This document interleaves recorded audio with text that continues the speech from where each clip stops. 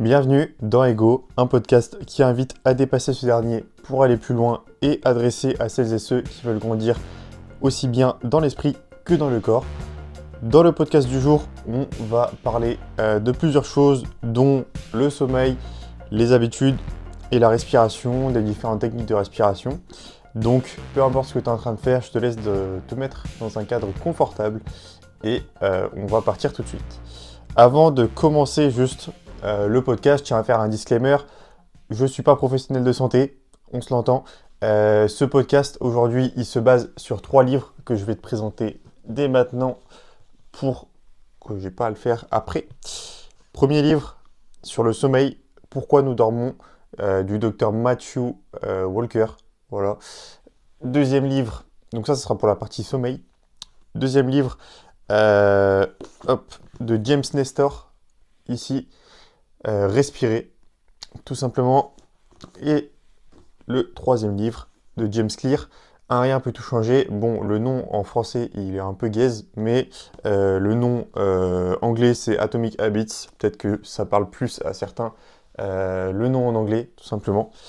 Donc, on va faire un petit peu un récap de tout ce que j'ai pu apprendre avec ces 3 livres, qui franchement sont très très bien, qui ont, pour celui du sommeil, changé ma qualité de sommeil. Franchement, j'ai été insomniaque toute ma jeunesse. Je dormais pas beaucoup.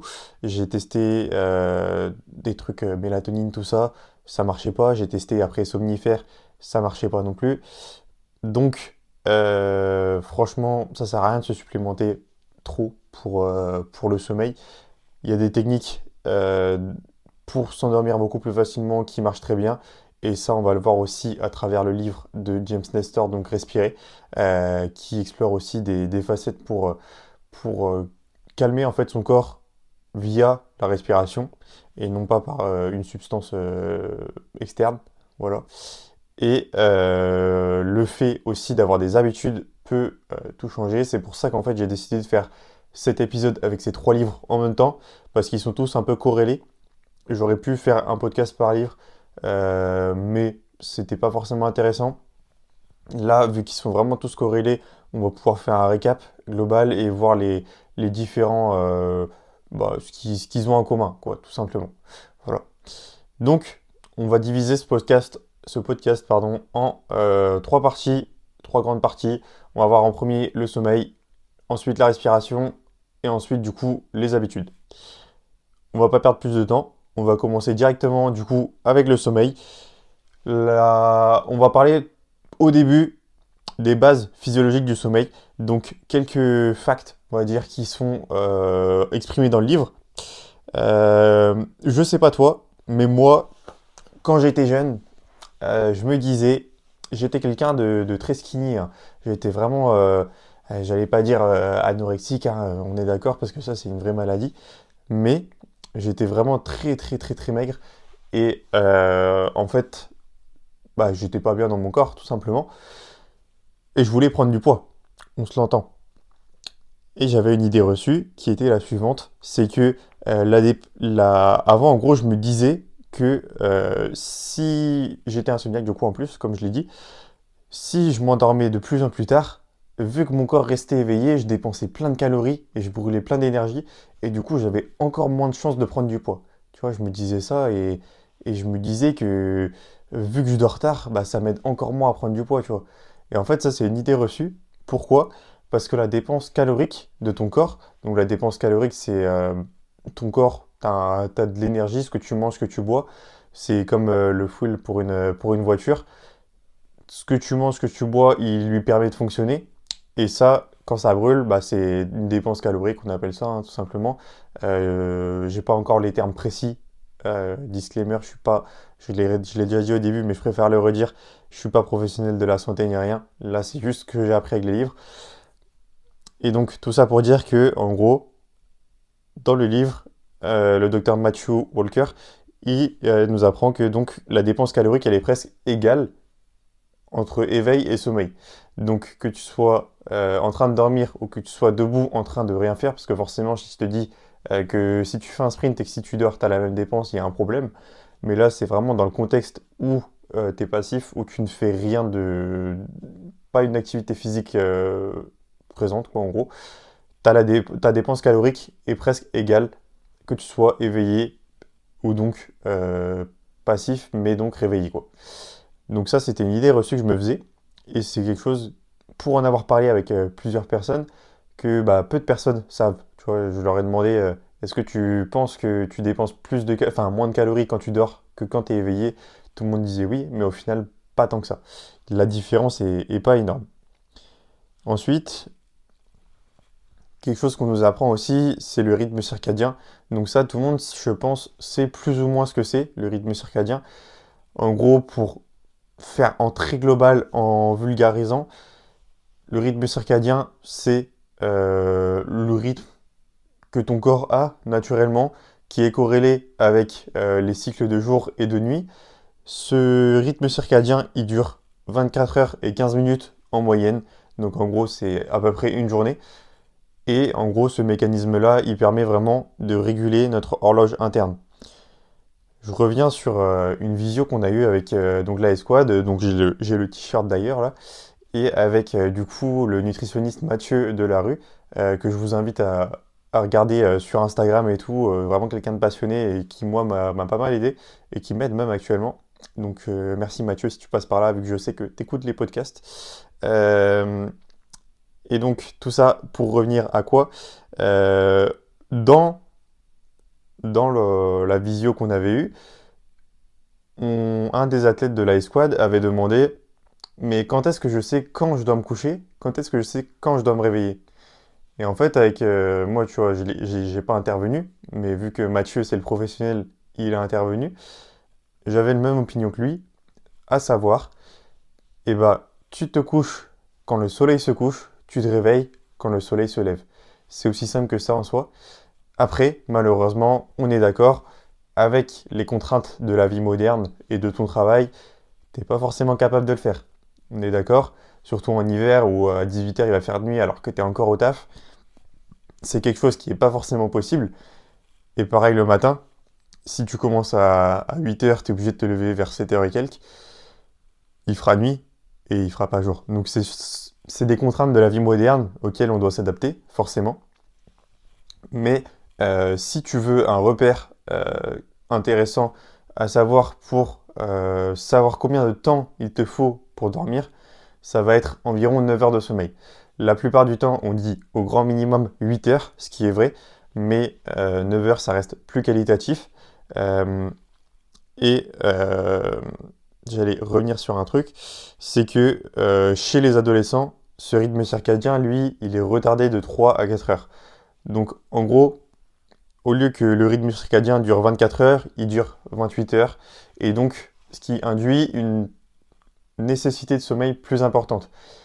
Et c'est pour ça que, personnellement, moi j'ai un avis qui peut être mitigé avec d'autres personnes, hein, mais qu'on fasse se lever les collégiens en pleine croissance, en pleine puberté, tout ça, à 8 heures, sachant que plusieurs doivent prendre des transports en commun, commencer pardon, à 8 heures, et sachant donc que plusieurs doivent prendre des transports en commun pour venir en cours, et donc se lever 1h30, 2 heures avant. Je sais qu'il y en a plein qui se lèvent à 6 heures pour aller en cours à 8 heures.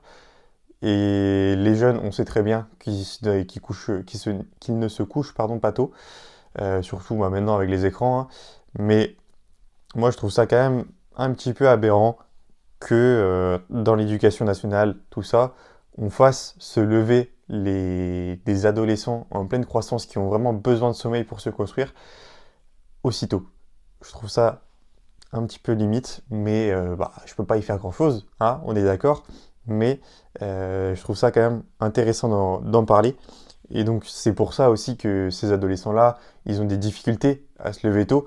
Euh, et globalement, ils ont besoin en fait de plus de sommeil. Et ça, c'est quelque chose que des gens comprennent pas, mais qu'il faudrait quand même apprendre à comprendre, quoi, tout simplement.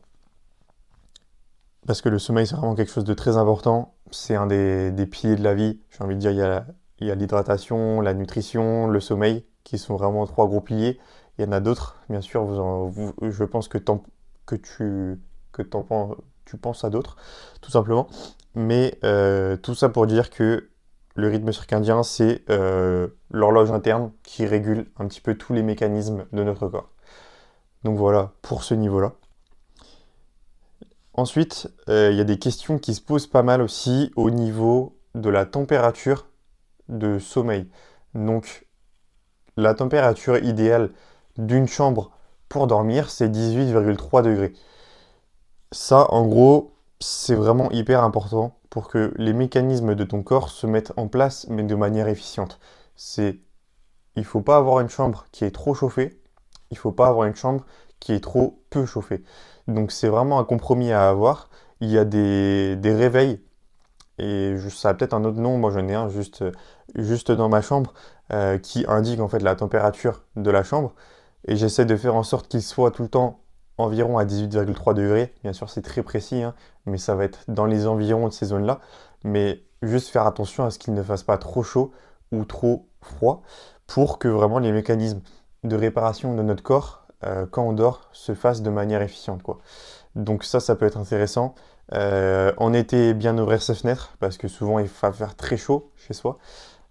Si on a un climatiseur dans notre maison, bah, bien le régler. Tout simplement, ne pas le mettre trop chaud, trop froid. Quelque chose d'important.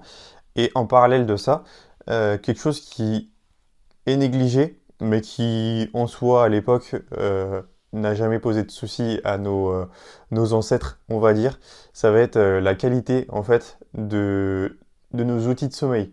Quand je dis outils de sommeil, là je vais juste parler de ton sommier, de ton matelas, de tes draps, de ta couette, de ta housse de couette, de tes oreillers et de tes tés d'oreiller, tout simplement.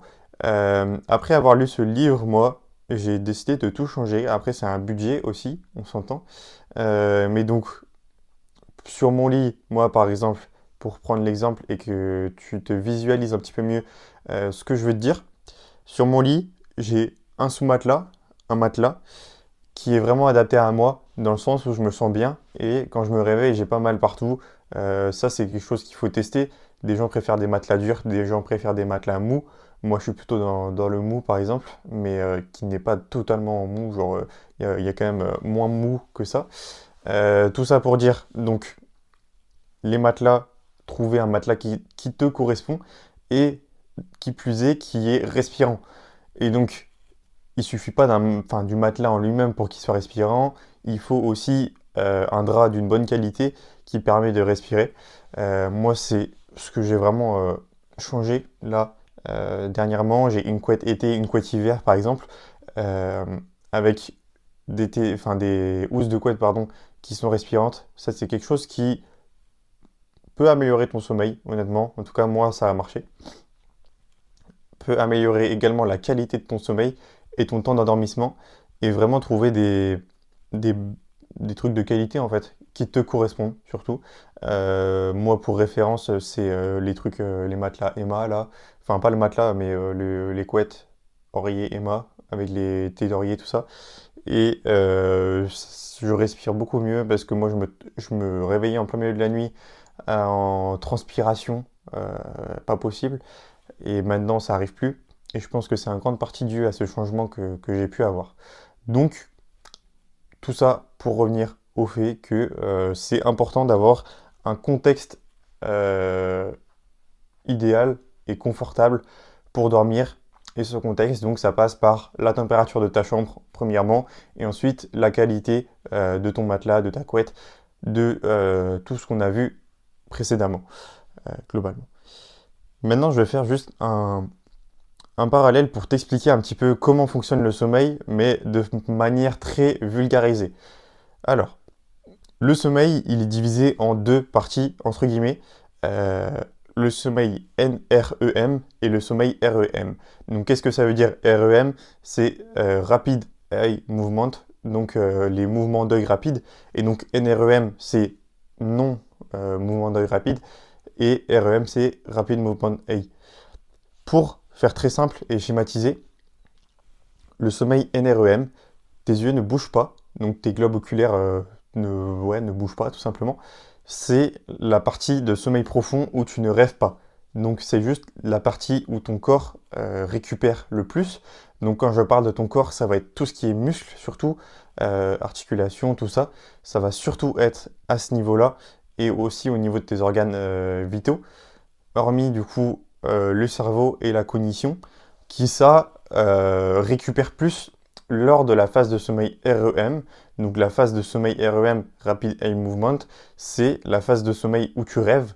Donc ton corps, il a un mécanisme qui lui permet d'être un petit peu paralysé, on va dire, pour pas que quand tu rêves, tu fasses une action où tu sautes de ton lit et que tu tombes, pour schématiser, hein, pardon. Mais en gros, c'est ça. C'est le sommeil REM, tu vas rêver, et là, ça va être ta cognition qui va surtout être affectée. Donc, cognition, c'est quoi? C'est vraiment au niveau de la mémoire, enregistrer les faits de la veille, essayer de- d'enregistrer, ouais, tout simplement, tous les souvenirs que tu as. Ça, on y reviendra juste après, en plus en détail, on va dire. Et donc, pour vulgariser très simplement, le sommeil NREM, ça va faire 80% à peu près, 75 à 80% de ta nuit. Euh, et pendant cette phase-là, tu vas récupérer physiquement et tu ne vas pas rêver. Et ensuite, la deuxième partie, ça va être le sommeil REM, ce qui va représenter environ 15 à 20% de ta nuit, tout simplement. 20 à 25%, pardon, de ta nuit. Euh, Durant cette phase, tu vas avoir tes rêves et tu vas récupérer principalement au niveau de ta cognition. Donc globalement, c'était pour t'expliquer très rapidement et de manière vulgarisée comment fonctionne le sommeil. Le sommeil NREM et REM, ils fonctionnent par phase. Ça ne veut pas dire que, en gros, ce que je vais expliquer, ça ne veut pas dire que tu as tes 20% d'REM, puis tes 80% de NREM. En gros, c'est divisé en plusieurs phases. Tu vas passer de REM, NREM, REM, NREM, etc. durant toute ta nuit. Ça, je ne vais pas plus le développer parce que faudrait des schémas et tout pour bien expliquer, qui sont présents d'ailleurs dans le livre de Matthew Walker, que je t'invite fortement à lire si tu souhaites dormir mieux. En tout cas, moi, c'est un livre qui m'a vraiment permis de bien dormir. Donc là, on a fait le tour à peu près au niveau du fonctionnement très vulgarisé du sommeil. Et maintenant, on va voir quelques effets que le manque de sommeil peut avoir sur toi. On va commencer par un fait intéressant qui est cité dans le livre. Intéressant pour toi, monsieur surtout. Madame ne sera moins concernée que toi. Mais le manque de sommeil, ça induit environ, c'est une statistique développée par une étude qui est dans le livre, ça diminue d'environ 29% le taux de spermatozoïdes que tu as et ça réduit un petit peu la taille de tes testicules. Et ouais, prends-le de manière vraie ou non. En tout cas, c'est quelque chose qui a été étudié pardon, sur des études qui peuvent être retrouvées donc, dans les notes du livre. Mais je trouve que c'était un fait intéressant à mentionner dans ce podcast et qui peut peut-être te faire un petit peu peur à toi qui est en manque de sommeil et qui est un homme peut-être. Je pose ça là, t'en fais ce que tu veux. Ensuite, vient avec ce risque-là des risques de maladies cognitives. Donc, comme je disais, au niveau du sommeil REM, pardon, c'est la partie où tu vas rêver et où ta cognition va vraiment être entretenue. Et si tu manques de sommeil, tu as un risque accru de maladies neurodégénératives qui augmente tout simplement. Donc ça va être quoi? Ça va être l'accumulation de plaques amyloïdes, Alzheimer principalement, et tu vas avoir un sommeil profond aussi qui est vraiment perturbé. Donc en gros, pour résumer cette partie, c'est juste que si tu as un manque de sommeil, tu augmentes tes chances en soi d'avoir des maladies neurodégénératives. J'ai du mal à dire le mot te fous pas de ma gueule. Euh, Ensuite, les effets d'une nuit blanche, ça c'est vraiment pas bon. Pourquoi? Parce que déjà le sommeil, je l'ai déjà dit plein de fois si tu me suis sur les réseaux sociaux, mais le sommeil, il se rattrape pas. c'est pas si tu dors, tu vois, 5 heures une nuit et que tu dors 10 heures la nuit d'après, tes 10 heures, elles vont pas compenser les 3 heures que tu as manqué sur la nuit d'avant. Ça, c'est important à comprendre. Et euh, après une nuit blanche, donc si tu fais des nuits blanches, tu as des émotions et les mécanismes de ton corps, pardon, qui sont extrêmement déséquilibrés. Donc fais bien attention à ça, c'est quelque chose d'important de ne pas faire des nuits blanches et de bien dormir si tu veux prendre soin de ta santé. Avec le manque de sommeil, on peut avoir ce qu'on appelle l'anédonie. Donc l'anédonie, c'est quoi? C'est l'incapacité à tirer euh, des émotions en fait et à ressentir du plaisir tout simplement au long de ta vie. C'est un sentiment qui est pas forcément positif, on s'entend du coup, qui est présent chez beaucoup de personnes qui souffrent de dépression par exemple. Donc tu augmentes tes chances d'avoir ce type de maladie en soi, hein, si tu ne dors pas bien et si tu as un manque de sommeil trop accru. Voilà. Et fait très intéressant aussi, si tu penses que tu es une personne, moi personnellement c'était mon cas, qui n'a pas besoin de beaucoup de dormir, qui n'a pas besoin de tes 8 heures, tes 9 heures, et bah sache que tu te trompes très probablement. Pourquoi? Parce que c'est moins d'1% de la population mondiale qui n'a pas besoin de dormir au moins 8 heures. Et donc ça, tout simplement pour te faire un schéma, tu as plus de chances de te faire frapper par la foudre que de faire partie de ces personnes en fait qui n'ont pas besoin de 8 heures de sommeil, donc qui peuvent se contenter de 5 à 6 heures de sommeil. Donc là, tu as vraiment, dis-toi en fait schématiquement que tu as statistiquement plus de chances de te faire frapper par la foudre. Donc je pense que là, tu te représentes un petit peu mieux, qu'il y a très peu de chances que tu fasses partie de ces personnes, même si tu en fais peut-être partie, mais il y a très peu de chances. Juste pour ça. Donc là, en gros, je t'ai résumé globalement aussi les risques du manque de sommeil pour t'informer un petit peu là-dessus. C'est quelque chose qui est très important pour ta santé, qu'elle soit mentale ou physique. Et le sommeil, comme on l'a vu précédemment, du coup, ça a un rôle très important sur la mémoire et la cognition. Donc, l'hippocampe qui se situe, si je dis pas de bêtises, à... Ah non, je sais plus, je vais pas dire de bêtises, je sais plus exactement situer l'endroit, mais en gros, si tu veux, pour schématiser encore, c'est la boîte de réception du cerveau.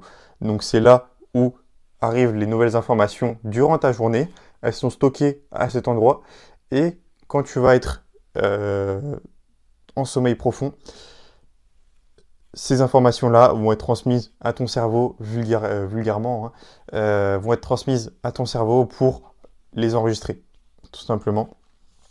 Donc ça revient à la notion de dormir pour retenir. Le sommeil, il consolide vraiment les apprentissages et il est très important. Je t'invite pas, mais je t'invite pas, mais si un jour tu fais le test d'essayer d'apprendre une leçon sans dormir après et d'essayer d'apprendre une leçon en dormant après, tu verras que très certainement tu auras plus de mal à répéter cette leçon, disons, après une mauvaise nuit de sommeil ou après ne pas avoir dormi, tout simplement. Euh, Ensuite, il y a le lobe frontal. Donc ça, c'est vraiment la zone de sommeil profond, donc de sommeil NREM, là où tu ne rêves pas, qui est une zone clé de la récupération cognitive. Donc en gros là, pourquoi je te donne ces informations, c'est juste pour que, euh, pour ta culture, on va dire, t'aies la notion d'hippocampe, la notion de lobe frontal par exemple, euh, que tu saches un petit peu expliquer tout ça et comprendre en gros les mécanismes schématiques du sommeil. Voilà. Et ensuite, pour les personnes qui boivent de l'alcool, il faut savoir que donc l'alcool, il altère la mémoire. Pourquoi? Parce que ça afflue du coup sur donc, tes mécanismes de récupération. Et donc, même quelques verres réduisent en fait la qualité de ton sommeil. C'est peut-être pour ça que après des soirées où même tu n'as pas bu beaucoup, tu peux te sentir extrêmement fatigué ou alors avoir des petits maux de tête parce que tout simplement l'alcool ça a un effet assez fort sur cette partie du corps humain. Donc là, je ne vais pas plus développer que ça parce que là on rentre vraiment dans des choses un peu plus scientifiques après. Je t'invite à te renseigner, que ce soit sur le livre ou sur des documents que tu peux trouver n'importe où sur Internet, en librairie, tout ça, sur le rôle du sommeil dans la mémoire et la cognition. Ça peut être très intéressant pour toi. Mais globalement, en gros, c'était ce que je voulais principalement euh, te faire retenir avec ce livre que je te mets à l'écran si tu as la vidéo. Euh, Pourquoi nous dormons, tout simplement, du docteur Matthew Walker. Bien sûr, là, je te l'ai résumé très synthétiquement. Si tu veux le lire, il est disponible un peu partout en France, celui-là, je crois. Donc voilà. Si tu es insomniaque surtout et que tu as des problèmes de sommeil, là, franchement, n'hésite pas. Commence à lire ça. Même, tu vois, on reviendra sur ça avec les habitudes à la fin du podcast. Mais rien qu'une page par jour, si t'es pas lecteur, c'est franchement déjà très très bien. Donc voilà, au niveau du sommeil et de ce livre, Pourquoi nous dormons du docteur Matthew Walker. On va maintenant passer à ce livre-ci que je montre à l'écran si tu regardes la vidéo. Donc Respirer de James Nestor. On va commencer par une petite stat intéressante. On respire environ 25 000 fois par jour, donc un cycle d'expiration-inspiration. On le fait environ 25 000 fois par jour, et pourtant environ 90% des gens ne savent pas bien le faire. Pourquoi je dis ça? On va le découvrir tout de suite dans l'exploration de ce livre, tout simplement. On va commencer par une technique que tu connais sûrement, qui est donc la cohérence cardiaque. Comment on fait ça? Ça va être tout simplement un principe d'inspiration de 5,5 secondes, donc environ 5 secondes, hein, on s'entend, et expiration de 5,5 secondes. Et en gros, ça permet de rééquilibrer un petit peu ton système nerveux autonome et de réduire un petit peu ton stress. C'est quelque chose qui est très utilisé, que ce soit en méditation ou dans des thérapies pour les personnes souffrant, que ce soit de dépression ou d'état anxieux. Les effets en gros que cette technique de respiration a, ça va être vraiment une baisse du cortisol. Donc le cortisol c'est quoi? C'est très vulgairement, encore une fois, ce qui induit, en gros, plus tu as un haut niveau de cortisol, plus tu as de stress, plus tu as moins de cortisol, moins tu as de stress. Globalement, c'est ça. Donc là, l'effet de cette technique de respiration, tout simplement, ça baisse tes niveaux de cortisol et ça régule le rythme cardiaque. La respiration, c'est quelque chose qui a un très très gros impact sur ton rythme cardiaque. Ça, on y reviendra après. Et ça apporte aussi une grande clarté mentale, tout simplement, cette technique de respiration. On va ensuite passer à expliquer un petit peu comme je l'ai fait avec le sommeil vulgairement. Je vais essayer de t'expliquer un petit peu les rythmes respiratoires du corps. Donc déjà, il faut savoir que, on y reviendra après également, mais que il est beaucoup plus intéressant de respirer par le nez que par la bouche. Ça, j'y reviendrai après plus en détail. D'abord, je vais te parler de l'alternance en fait qu'ont tes narines toutes les 30 minutes à 4 heures. En gros, tu as toujours une narine qui est dominante sur l'autre. Qu'est-ce que je veux dire par là? C'est que, en gros, tu as une narine qui est plus ouverte que l'autre et ça, c'est un cycle qui change toutes les heures. C'est quelque chose d'intéressant à savoir et en gros, dans le livre, il compare ça à une érection.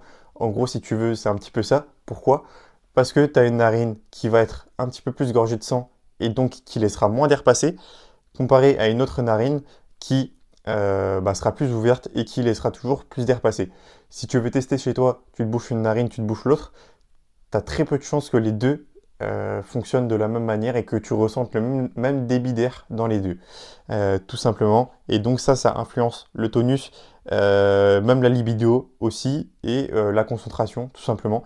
Donc c'est pas que dans tes organes internes que tout va se jouer, c'est également, tu vois, par des mécanismes extérieurs qui sont tout simplement dans ton nez. Voilà, je ne vais pas plus développer que ça, je pense que tu as largement pardon, l'image. Et donc, une autre stat que j'aimerais te partager, c'est que un seul souffle d'air, donc une seule inspiration, euh, ça contient plus de molécules d'air qu'il n'y a de grains de sable sur la Terre entière. Donc pour te représenter un petit peu tout ce que tu inspires au bout d'une journée, t'inspires plusieurs fois, je ne sais pas exactement combien de fois, mais t'inspires plusieurs fois le volume de sable qu'il y a sur toute la Terre. Je pense que c'est une image qui peut être bien représentative pour toi et te rendre compte à quel point la respiration c'est important. Et ça rappelle, tu vois, l'acte simple, mais tellement important, qui est de respirer, quoi, tout simplement.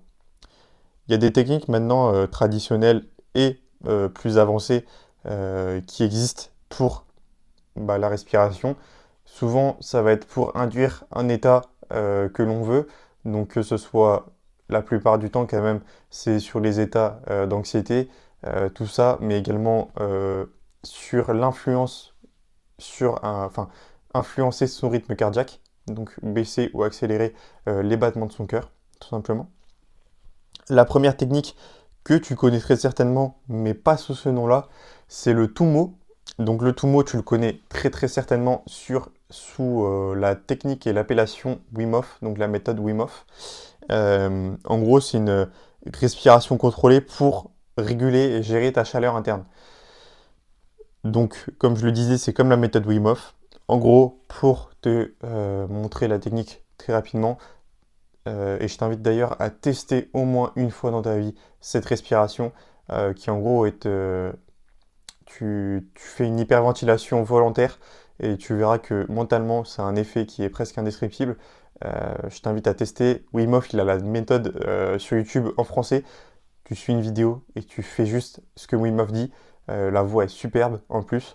Donc franchement, n'hésite pas à aller taper après ce podcast sur YouTube. Tu tapes Wim Hof, méthode Wim Hof français, et tu auras tout simplement la méthode de respiration que je t'invite à tester. Disclaimer, ne la teste pas dans l'eau, ni dans un bain froid, ni dans un bain, tout simplement parce que tu as des risques de faire un malaise, mais c'est pas, c'est pas dangereux le malaise, mais juste fais-le allongé ou dans un contexte sécurisé. Voilà, petit disclaimer.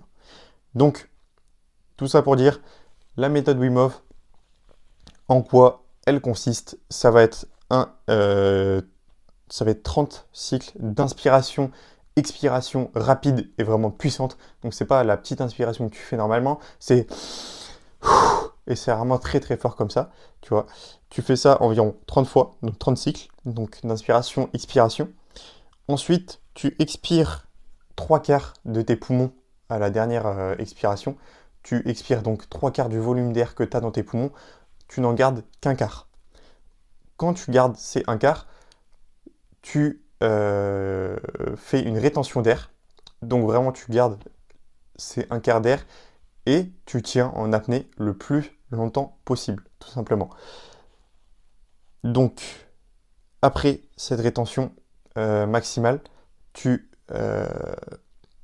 re-inspires une inspiration longue et contrôlée et tu tiens cette inspiration 15 secondes, tu ressouffles et tu recommences le processus 2 à 3 fois. Donc en tout, tu le fais 3 à 4 fois environ. Et ça, en gros, ça va accélérer les battements de ton cœur, tout simplement.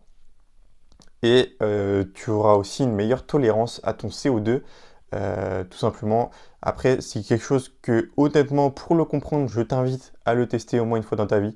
Ça prend pas longtemps, honnêtement, à faire, mais c'est juste qu'il faut mettre de l'intention dedans, parce qu'il faut vraiment se plonger, en fait, dans la respiration, on va dire. mais c'est vraiment un exercice de respiration vraiment top qui est très très bien. Ensuite, il y a des exercices de rétention et de contrôle subtil du souffle, pardon, qui sont exprimés aussi dans le livre. En gros, le livre est fini par plein de méthodes qui sont expliquées à la fin du livre. Un récap, il est très bien structuré. Donc si je t'invite, enfin si ça t'intéresse d'avoir tout simplement des méthodes de respiration notées, n'hésite pas franchement à consulter ce livre. Très très très bien structuré. Euh, donc en gros, ça, ce que je disais, c'est des inspirations, inspiration par le nez, expiration par la bouche, en essayant d'avoir le souffle le plus silencieux possible. Ça va calmer, au contraire de la technique Wim Hof, pardon, les battements de ton corps, donc ralentir un peu ta fréquence cardiaque. Voilà. Ensuite, dans le livre, il, il note que les techniques de respiration comme ça réinitialise un peu les chémorécepteurs, pardon. En gros, ça augmente ta tolérance au CO2 et ça t'apporte un petit peu un sentiment de bien-être et de sérénité. C'est un peu une vague que tu ressens en soi. Donc en gros, tu apprends à tolérer le CO2 et tu apprends à rester calme. Et en fait, tu apprends à ton corps que c'est pas une urgence si tu n'as plus d'air dans ton corps, c'est pas une urgence directement. En fait, ton corps est capable de le supporter beaucoup plus longtemps. Pour pratiquer, par exemple, comme le dernier podcast avec Marco, on avait parlé de ça, l'apnée, en fait, on est capable de beaucoup plus qu'on ne le pense. C'est juste ton cerveau, quand tu n'as plus d'air, il se met en mode sécurité et il dit respire, respire, respire, alors que tu peux te tenir encore une minute hein, en soi, scientifiquement, mais ton corps se met en mode sécurité et te dit de respirer. Et en gros, cette technique-là, ça peut t'apprendre à maîtriser cette nécessité en CO2 et apprendre à vivre sans trop d'air. Quand je dis ça, c'est apprendre sur le moment. On s'entend, t'es pas un poisson rouge, voilà. Mais en gros, c'est l'idée que tu as. En gros, tu supprimes pas ce signal d'alerte, c'est juste tu le rééduques pour, euh, pour parler un peu plus concrètement. Et ça t'apporte en gros une sensation de maîtrise de toi-même, de ta respiration, de paix intérieure, que beaucoup ressentent donc après des exercices de respiration, tout simplement. Et il y a des exercices d'expiration prolongée aussi.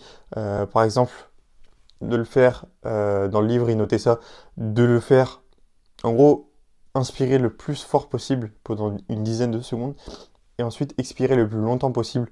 Donc en ayant un objectif par exemple de 30 secondes, expirer le plus longtemps possible d'un débit d'air assez faible et sans bruit, donc par la bouche, expirer par la bouche, pour en gros détoxifier le corps et renforcer la santé.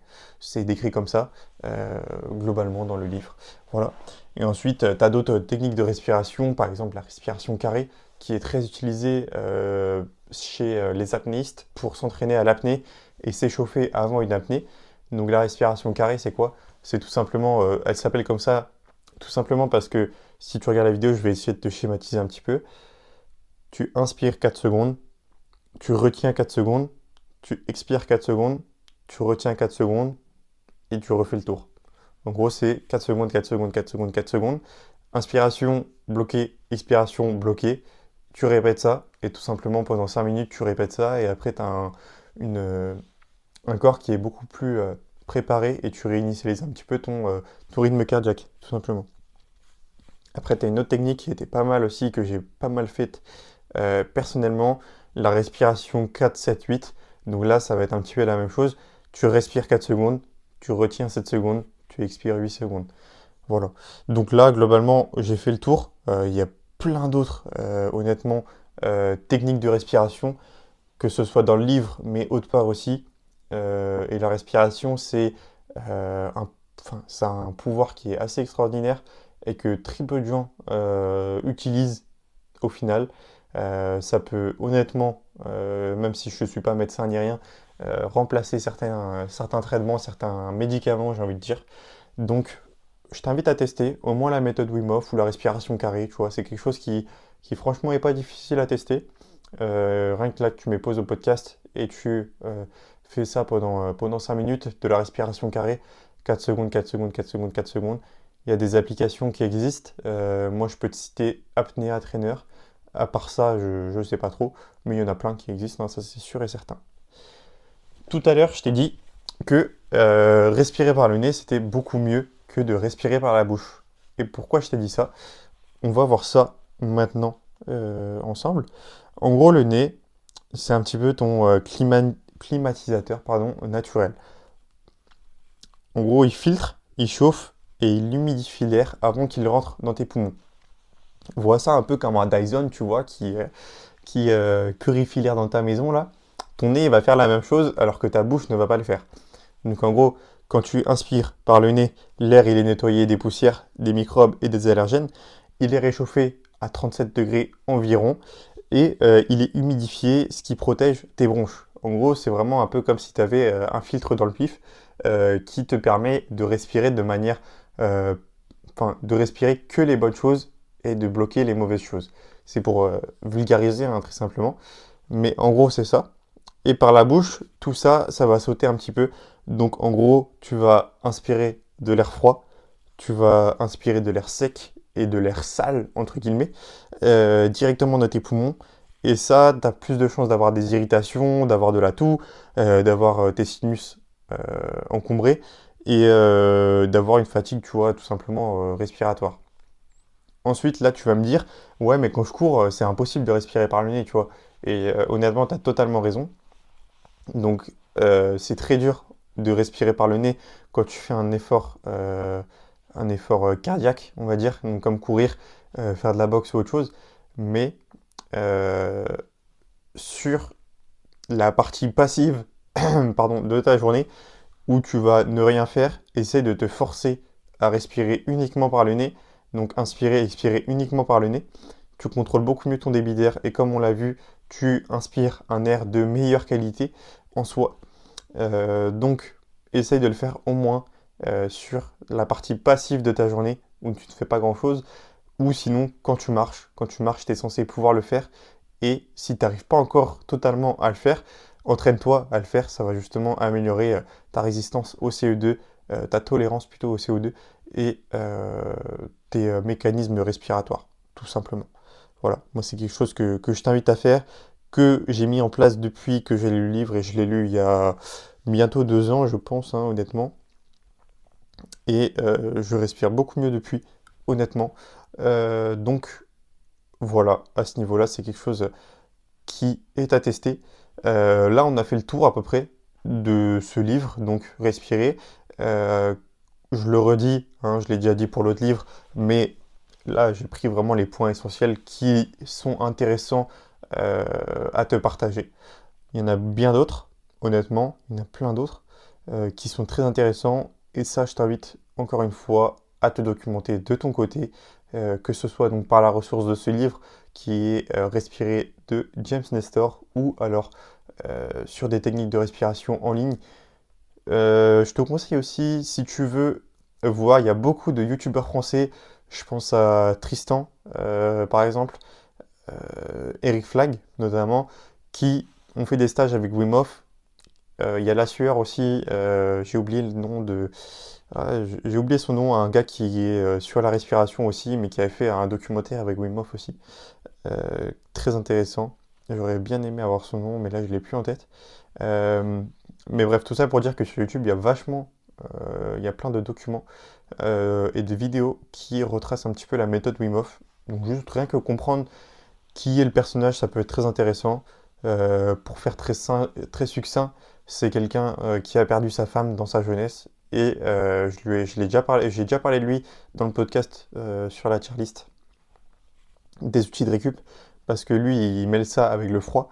Euh, et en gros, lui, il a retrouvé foi à la vie et du plaisir à la vie à travers la respiration et l'exposition au froid. Il a une histoire très intéressante et c'est un personnage euh, très intéressant également. Tu comprendras pourquoi je dis ça si tu regardes qui il est. Mais en tout cas, je t'invite à consulter ses ressources si tu es curieux. Voilà au niveau de ce livre sur la respiration. On va passer donc à la troisième partie du podcast déjà, à savoir donc la partie plus sur les habitudes.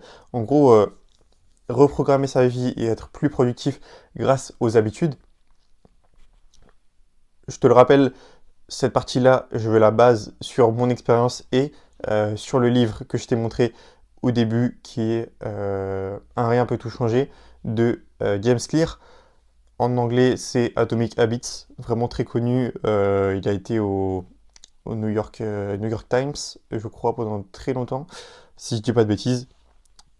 Et l'idée principale de ce livre, c'est ne pas forcément changer ton objectif, plutôt changer ton identité. Donc, en gros, par là, euh, on va dire que le but d'un livre, enfin, par exemple, le but de ta vie, ça va pas être de lire un livre, ça va être de devenir lecteur. C'est, tu vois, prendre la chose sous un angle de vue différent. C'est assez intuitif comme ça, je pense. Et se concentrer en gros sur ce qu'on veut atteindre. Enfin, ne pas se concentrer justement sur ce qu'on veut atteindre, mais sur ce qu'on veut devenir. C'est un petit peu le fondement qui te permettra de tenir plus longtemps tes habitudes. Parce que je vais t'expliquer juste après, ça va être plus simple quand même. Donc déjà, on va voir comment créer des habitudes durables très succinctement. Donc par exemple, on va créer des chaînes d'habitudes. Tu te réveilles, tu vas avoir une routine.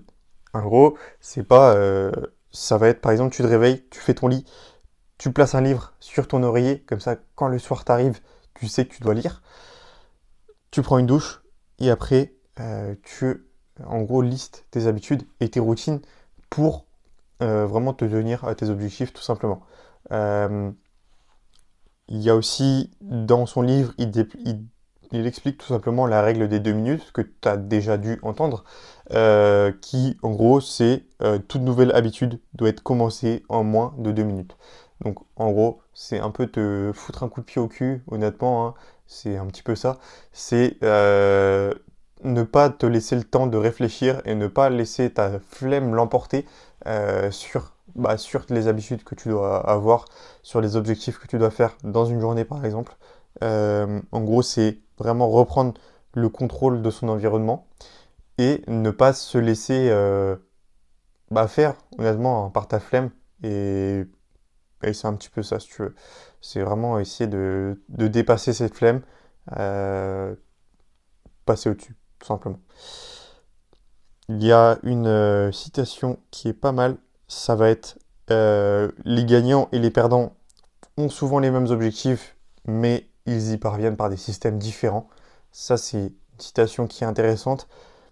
Moi, si tu me suis un petit peu sur les réseaux et que tu as écouté mon dernier podcast avec Marco notamment, tu sais que je suis très fan des to-do list. Donc moi, franchement, si tu veux, si tu as du mal à tenir tes habitudes, à tenir tes habitudes, hein, tout simplement, je ne veux pas passer par 1000 chemins, je te conseille de te créer une to-do list. Une to-do list, ça va être quoi? Ça va être vraiment juste, tu prends une feuille de papier ou en format numérique, mais en format papier, c'est vrai que c'est parfois plus facile de le tenir. Euh, Tu prends une feuille de papier, tu notes mois par mois, tu fais 30 cases, 30 cases, 30 cases, 30 cases, 30 cases, avec chaque jour, enfin, le chiffre du jour. Donc si on est le premier, tu mets 1, si on est le deuxième, tu mets 2, etc. Tu fais des cases en dessous avec des cases juste à cocher. Elles sont vides, tu dois juste les cocher. Sur le côté, tu notes les objectifs que tu as. Je te conseille de ne pas en avoir trop. Déjà, honnêtement, ne pas en avoir trop et ne pas viser trop haut ni trop bas. Très important ça. Donc, tu vas te faire une liste de 6 objectifs maximum, honnêtement. Essaye de ne pas dépasser ça. Une liste de 6 objectifs maximum. Et tu vas noter à chaque jour si tu as fait cet objectif ou pas. Donc, en gros, ça, tu vas le diviser en jours. Donc, tes objectifs, ils ne doivent pas être mensuels, ils doivent être journaliers. Pourquoi? Parce que tout simplement, si tu te dis, ok, ce mois-ci, je dois lire 300 pages. Bah, ok, c'est bien. Mais s'il y a un jour où tu en lis 10, un jour où tu en lis 0, pendant 3 semaines, tu en lis 0, et qu'après, tu arrives à 200, je sais pas combien, à lire dans les 10 jours qui te restent, ça va être chaud. C'est pour ça que je te conseille très vivement de décomposer tes objectifs en objectifs journaliers. Donc, au lieu de lire 300 pages par mois, tu vas lire 10 pages par jour. C'est quelque chose qui est beaucoup mieux. Et je te conseille tout simplement d'appliquer ça sur tous tes objectifs. Donc, si ça va être pour marcher, tu vas pas te dire ouais, je dois marcher X pas ce mois-ci. Je dois marcher ouais, 5000 pas aujourd'hui. C'est des exemples. Après, ça doit vraiment s'appliquer à toi, à tes objectifs, à ce que tu veux atteindre. Et là, je ne peux pas faire le travail pour toi, malheureusement. Mais faire une to-do list, ça va vraiment être quelque chose qui te permettra euh, de, d'améliorer ta vie et d'atteindre tes objectifs et de ne pas rester comme une merde, comme un pacha à rien faire, hein. Dans ce podcast, on met l'ego de côté, comme je l'ai dit, et on parle assez cru parfois. Mais des fois, c'est nécessaire. Il faut savoir dire les choses. Euh, si tu cherches une to-do list déjà faite de façon numérique, donc pas écrite, je t'invite à m'envoyer un DM directement sur Instagram. Je t'enverrai la mienne qui est tout édité. Je t'enverrai ça gratuitement, il n'y a pas de problème, honnêtement. Tu as juste à cocher en fait tes cases et à la fin du mois, tu as tous tes stats, donc en pourcentage. Donc par exemple, on va dire une habitude c'était lire 10 pages par jour. Ok, je l'ai fait tant de fois, ça fait que j'ai fait 90% du temps. Ça veut dire mois prochain, je dois faire mieux que 90, tu vois. Et ensuite, t'as les stats globaux, si ça se dit, par habitude. Donc tu as tes 6 habitudes. Et en gros, sur la moyenne de ces 6 habitudes, tu as fait en tout 70%. Tu en as une qui est à 100%, tu en as une qui est à 70%. Et bah à ce moment-là, c'est la 70, il va falloir que tu te bouges le cul pour augmenter ce pourcentage à la fin du mois. Tout simple, tout simplement, pardon. Donc, je vais pas honnêtement développer plus parce que ça, les habitudes, c'est vraiment un travail qui doit venir de toi. Comme je l'ai dit de manière assez crue, tu dois te bouger le cul, hein. Si tu veux atteindre tes objectifs et créer tes propres habitudes, tu dois te bouger le cul et tu dois créer tes propres objectifs et les traquer, pardon. C'est vraiment le conseil numéro un que je te donne. En gros, c'est vraiment important de créer son propre cadre, son propre rythme, sa propre routine et de s'y tenir. Tu vois, c'est vraiment une promesse que tu dois te faire à toi-même, tout en respectant des principes comme ne pas avoir trop d'objectifs, qui ne soient pas trop grands mais qui ne soient pas trop petits non plus. En gros, que ce soit atteignable, que ce soit réalisable, hein. Parce que si tu te mets un objectif de faire 20 000 pas par jour, tous les jours, pendant 30 jours, je suis pas sûr que tu y arrives d'un coup. Vaut mieux, tu vois, le faire pas à pas.